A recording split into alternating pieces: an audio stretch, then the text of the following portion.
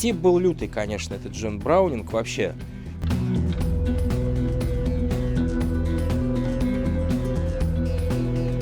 У меня 5 гладкоствольных на данный момент оружий, все наши, естественно. Это называется, знаете как, что оружия не меняются, а идеи давно закончились. Всем привет, вы на канале Мир это просто. Меня, как всегда, зовут Алексей Борода.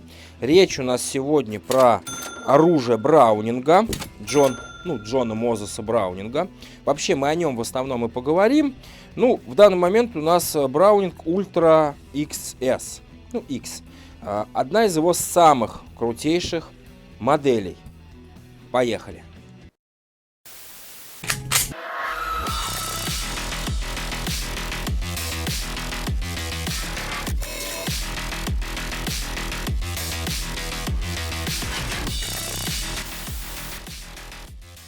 Давайте сейчас немножко истории, а потом мы вернемся к этому, наверное, прекрасному ружью.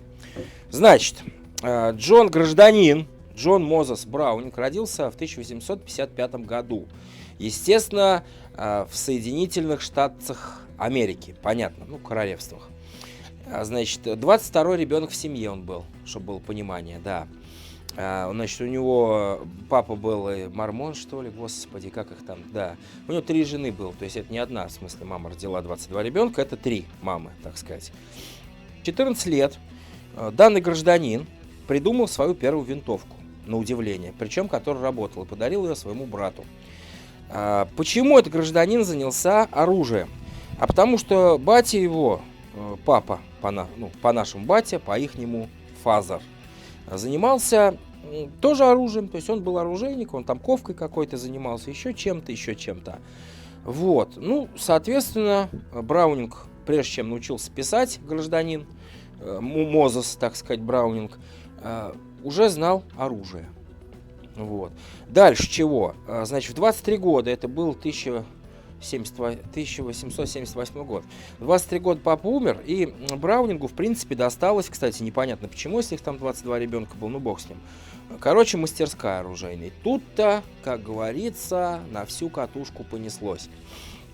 Он разрабатывает свои первые винтовки, значит, заключает договор с Винчестером, там тоже интересная история была, что-то он там винтовку-то выпустил, мощности у нее не хватало, кто-то из компании Винчестер его увидели, показали, значит, хозяину компании Винчестер, соответственно, на тот момент, кто был, ему понравилось, они подписали 19-летний договор. В смысле, договор был не на 19 лет, но проработали они 19 лет, пожалуйста.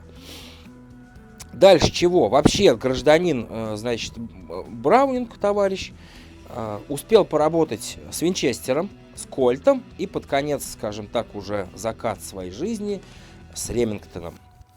Там не совсем, конечно, под конец, но все-таки. Вот в такой последовательности. Значит, давайте так. Чего великого он создал? Во-первых, все мы знаем Кольт 1911. Это первый момент. Второе. До этого был Браунинг 1920 пистолет. Кстати говоря, из которого убили нашего Николая II, вроде как по свидетельствам тех очевидцев, которые там присутствовали.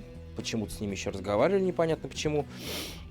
И Первая мировая война началась из-за того, что, значит, один там гражданин убил другого, понятно, в Европах, в этих всех. Тоже из Браунинга 1920. Первый момент, да, решили. То есть вот эти 2 легендарных пистолета. Причем на какой-то момент самых массовых, а Кольт 911, который, он вообще до 1986 года был на вооружении Соединенных Штатов Америки. Их там полиции, там военных, военных по большей части. Его знают все. Вот этот 1920, который для меня лично, я слышал о нем, но не видел, да. Вот картиночки я вам сейчас буду ряд вставлять, посмотрите. То есть очень культовый такой пистолет. Дальше. Для компании Винчестер, значит, Джон, наш любимый уже, Мозес Браунинг, изобрел чего? Во-первых, мелкашечку, которая тоже разошлась тиражом в 6 миллионов образцов. Это мелкашечка под калибр 22 ЛР, как ни странно. Дальше. Он разработал первый в мире на тот момент помповый дробовик 12 калибра. который вообще история, можно сказать, винчестеров, да, делилась до и после изобретения этого замечательного помпового дробовика. Его мы с вами все знаем, и в принципе он до нынешних времен остался практически вот законодателем моды классики в помповых дробовиках. Так, чего еще интересненького он изобрел, прям такого культа? Во-первых, пулемет М2 у него был, да, до этого у него там еще один был пулемет, но в целом вообще его вот эта пулеметная история, она с водяным охлаждением была, как пулеметы Максима. Кстати, кто не в курсе, пулемет Максим это не наш, это тоже американец изобрел, Максим это не имя, а фамилия, ну так, отсылка. Вот, его пулеметы вроде как Браунинга стояли на 50 странах, то есть мира, на вооружении, вот эти крутые его пулеметы. Я их, честно говоря, вживую не видел. Когда-нибудь, наверное, откроют нам все, и поеду по музеям мировых оружий, все посмотрю, изучу. Очень, очень люблю оружие. Что еще он интересненько у нас изобрел? Ну, кстати, Браунинг Бар. Замечательная автоматическая винтовка, да, назовем ее так. У нас есть видео, я там по ссылочке в описании приложу. Естественно, мы с гражданским, да, карабин гражданский снимали, Браунинг Бар тоже. Кстати, до сих пор в некоторых штатах соединительных Америки стоит на вооружении у ребят, так сказать, в погонах. Вот. Вообще неплохая вещь, мне понравилась тоже. Короче, просто гражданин запатентовал за свою жизнь там с такой... Кстати, он еще очень много разработал полуавтоматических вот этих систем всех. Быстро их запатентовал, и из-за этого, так сказать, получил возможность все это дело развивать и работать дальше. Умер он в 20 каком-то году, точно не помню в каком, в возрасте там 70 с чем-то лет. Прям, грубо говоря, на работе, можно сказать, на заводе. По-моему, он с этими был, господи, с Ремингтоном, что ли, как раз. При всем моем уважении я к нему не отношусь вообще никак. Вот. Я люблю Токарева, люблю Симонова, наших великих двух конструкторов. Кстати, тульский Токарев, как бы говорят, что вроде как, значит, товарищ наш, так сказать, советский Токарев, вроде как типа того позаимствовал что-то от как раз Браунинга 19.2.0. Я вот верить отказываюсь, скажу честно, не исключаю этот вариант, но я вот верить не буду. Вот так. Мне кажется, что Токарев был гений, поэтому, кстати, про него мы тоже, про его одно из его величайших оружий, про СВТ, есть у меня, как это называется, господи, обзор. Ссылочку тоже внизу в описании посмотрите. Просто вещь. Но при этом отдадим должное. Гражданин Браунинг был прям серьезный тип. Ну, прям серьезный. То есть он столько всего разработал, да, для самых крутых 3 компаний на Земле. Это Винчестер, Кольт и, соответственно, господи, эти Ремингтоны. Понятно, для общего развития нам всем это с вами надо, но у нас есть свои великие конструктора. Это Токарев, Симонов, может быть, Калашников в какой-то степени. Ни в коем случае я ничего про Калашникова плохого не говорю, просто Калашников изобрел одно оружие, а Токарев и Симонов много. Я вот к чему. Ну и чё, ружья классические, кстати говоря. 100 лет назад он придумал свое первое, кстати говоря, вертикальное ружье. Уже какой 100? Не 100, почти 130 лет назад уже прошло. Вот, то есть, в принципе, вот это ружье, как и практически все остальные ружья Браунинг, особо ничем не отличается от 100-летнего ружья. Значит, их чего отличает? Вроде как, почитал, посмотрел, 300 тысяч держит на стрел. Плюс-минус, как пишут. То есть их отличает прям вот невероятная вот прям вот живучесть, скажем так. Кстати, гражданин-то Браунинг, мы забыли сказать, он, соответственно, в Соединенных Штатах родился, прожил, а потом уехал в Европу. В принципе, но компания сейчас Браунинг после его смерти опять оказалась в США-нцах. Вот. Много они что делают, конечно, были успешные и неуспешные проекты, но гладкоствольные ружья вроде как у них прям топовые, ну, скажем так, да, то есть, понятно, есть модели более дорогие и менее дорогие. Так, ну, сейчас мы его разберем. Понятно, тут уже... ну оно с эжекторами, ага. Мы, кстати говоря, в Ловчем, что в городе Тольятти, это их, одно из их арендных, скажем так, оружий, то есть вы можете всегда приехать, позвонить, ссылочки на Ловче в описании, взять его и пострелять. Из оружия, скажем так, к которому приложил руку, ну, косвенно, правда, уже, сам Джон Мозес Браунинг. Пожалуйста, все это есть в Ловчем. Так, что мы тут на стволах видим? Кстати, сверловка интересная, 18,7. Значит, это недавно такая сверловка стала. То есть это, понятно, диаметр ствола. Наши, по большей степени в наших ружьях 18,3, 18,4. Здесь взяли специально побольше диаметр ствола. Вроде как их там хитрые инженеры высчитали, что, значит, так кучность лучше. Ну, ребят, давайте, ладно, не будем там рассказывать друг другу какие-то фантастические байки. Это называется, знаете как, что ружья не меняются, а идеи давно закончились.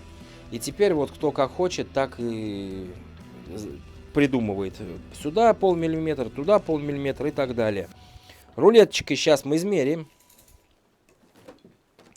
Значит, ну 76 у нас получается длина стволов полностью. Патроник здесь 76 должен быть, насколько я понимаю. Планка, обратите внимание, какая широченная. Она 13 миллиметров, то есть 1,3 сантиметра. Причем она, видите, с каким вырезом интересным, да, внутри, углублениями. Ну, понятно, опять же, это во всех абсолютно ружьях это используется. Рифленая она для того, чтобы солнце не бликовало при стрельбе. Тут у нас мушечка, ну, совершенно, опять же, обычная спайка стволов.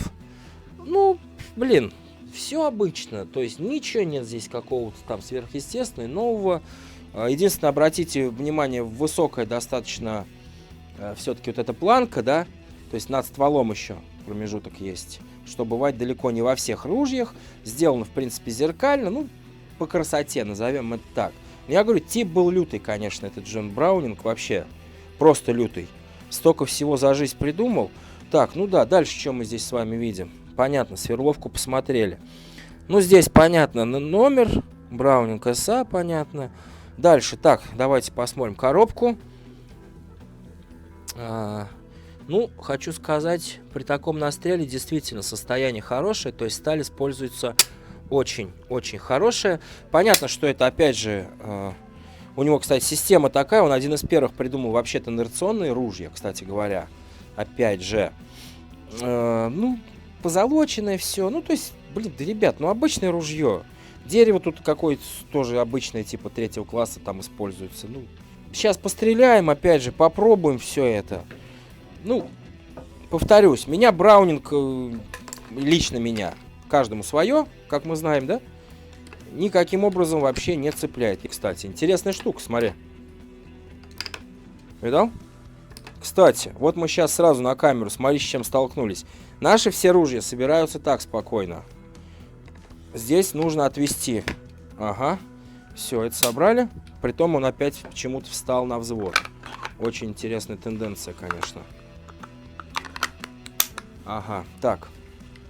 Все. Сейчас мы вес померяем, кстати говоря, еще. Я предполагаю, где-то 3,6 будет. Если у нас весы, конечно, не замерзли еще. Ага, а весы-то наши замерзли. Ахалай, махалай. Да, короче, я почитал уже 3,6. Жалко, что замерзли. У нас тут адская погода в Самарской области уже какой день. Просто какая дичь творится. Какие-то ураганы. Все занесено, фуристы стоят, а потом в два ряда едут, никого не пускают. Так, ну что, сейчас пару выстрелов сделаем. Опять же, надо понимать, попаду я, не попаду, это не от ружья зависит от меня. Вот и все. То есть все это такая... Так. Оп! Не попал. Сейчас еще раз попробуем. Где-то еще один патрон был. Вот. Ну. Оп! А теперь попал. Ну, подводя итог, мужики, ну что, дальше снимаем, дальше изучаем ружья, смотрим историю. Джон Мозес Браунинг оставил огромный след в истории человечества, сделав много прекраснейших вещей, действительно. Большое ему за это спасибо. Вы на канале Мир это просто, меня зовут Алексей Борода. Пока.